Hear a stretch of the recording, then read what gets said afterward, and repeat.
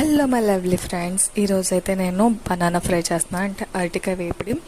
And first అయితే అరటికాయలని చిన్న స్లైసెస్గా cut చేసేసుకోండి, పల్చగా కట్ చేసుకోండి. అండ్ అది సాల్ట్ వాటర్లో వేసుకోండి. అలా సాల్ట్ వాటర్లో వేసుకోవడం వల్ల మనకి బ్లాక్ అవ్వదు బనానా పీసెస్ ఏవైతే ఉన్నాయో. అండ్ తర్వాత ఆయిల్ అయితే వేసుకోండి. ఈ ఆయిల్ ఏంటంటే బనానా పీసెస్ మునిగేంత వరకు ఉండేటట్టుగా వేసుకోండి. అండ్ ఆ ఆయిల్లో మంచిగా వేగనిచ్చేయండి.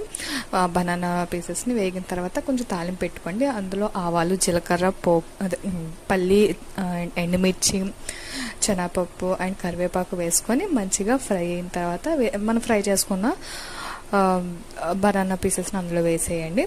అండ్ దీంట్లోనే కారం, ఉప్పు కూడా మంచిగా వేసుకొని మంచి కలయబెట్టండి. ఎందుకంటే కారం, ఉప్పు వేస్తాం కాబట్టి బాగా కలపాలి.